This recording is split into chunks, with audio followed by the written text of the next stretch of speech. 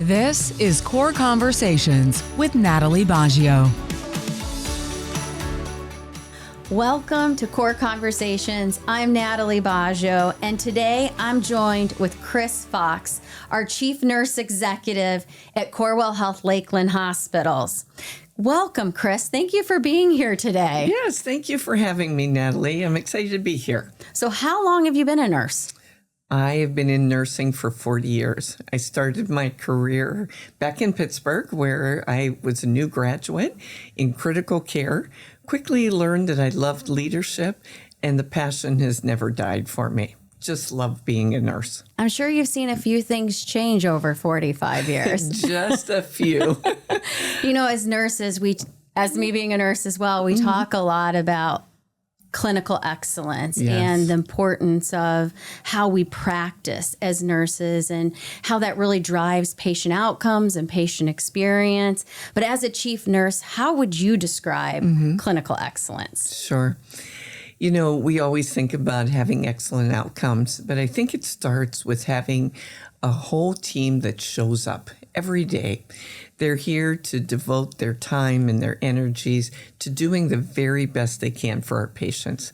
They're compassionate, they're thinking, they're engaged, and that always helps to lead toward excellence for our teams. It's also, you know, I have found that there's a need to always foster a culture of open communication. We have to have every team member feel, and especially our nurses who are at the bedside with those patients day after day, that they can advocate for their patients, that they can speak up, they can use their voices, that we listen to them, and we take their thoughts and ideas to always improve the care that we have. And then I think another important piece of excellence is the team that we work with. It's supporting each other. We have to come when we show up every day to be there not only for our patients, but for each other, to foster an environment of learning, accountability, and empathy and caring for our team members. And that helps us put the whole package together for excellent care.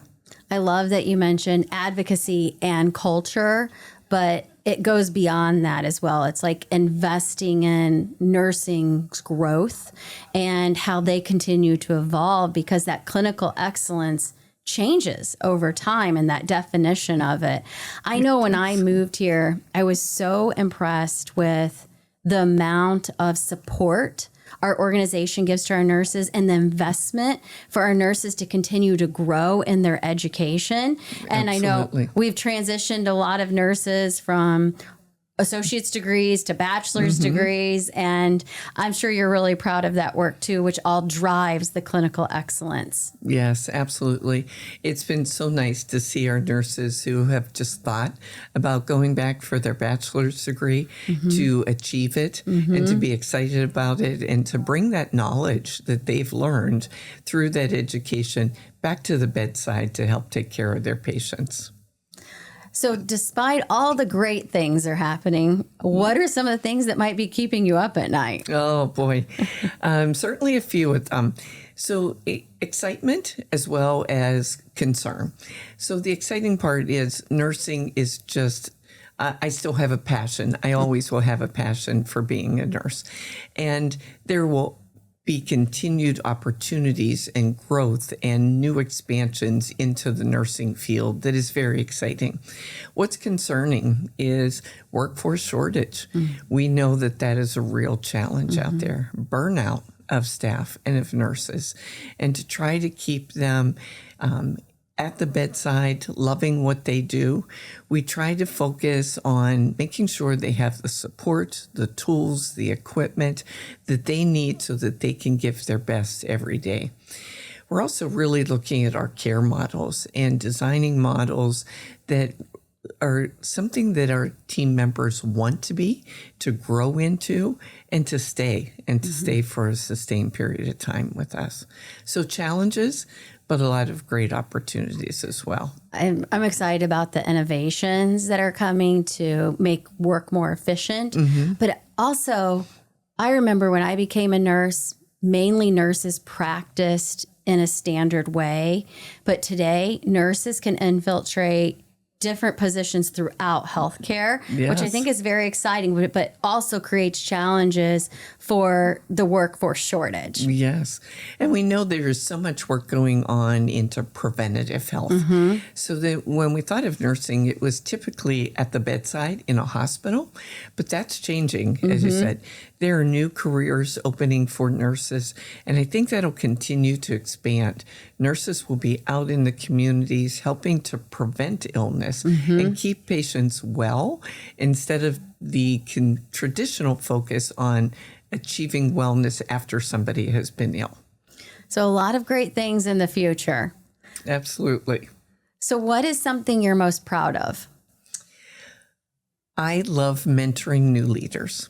And we have the opportunity as leaders and as nurse leaders to do that every day. Whether it's how we role model, how we lead a meeting, how we take time to talk to people. This year, we did just start a new program. It's called the GROW program. And I think you've had some of our GROW interns with you. It is guiding nurses into healthcare workplace futures. So it gives them a chance to get out there and see what leadership is. Just as we have staffing shortages at the bedside, we still have to maintain leaders, strong leaders in our future. And this GROW program takes a nurse away from their traditional job for a whole month. And they rotate through various departments in the hospital, in the Corewell system, to really give them some experience. So I'm proud of that. I love to see new leaders succeed, new nurses who've come from the bedside or frontline step into leadership for that first time. It's exciting to see them make that change. Well, I've had an opportunity to meet a couple of your GROW interns, and over the program, I've just seen their confidence continue to grow, which they feel ready to take that next step in their career. And that's very exciting. And since you have this passion for mentoring future nursing leaders specifically, what advice do you have for other leaders? Always to stay curious. We always have to be asking ourselves curious questions. How do I do it different? How do I make it more efficient? How do I help my team succeed every day? And I think one of the biggest things that I always have to remind myself is to stop and listen. Very actively listen to what's being said to you. And that helps you gain so much as a leader. To take the time, pause, reflect on what's being said, and stay curious with moving forward. I love that. Staying curious, embracing our values will help us embrace change. Well, it's been such a pleasure having you here today. Thank you very much for joining me on this episode. Thanks, Natalie. Appreciate being here. Thank you for joining me today on Core Conversations. Please join me in our next episode to continue this conversation with our leaders who are making an impact every day in our community.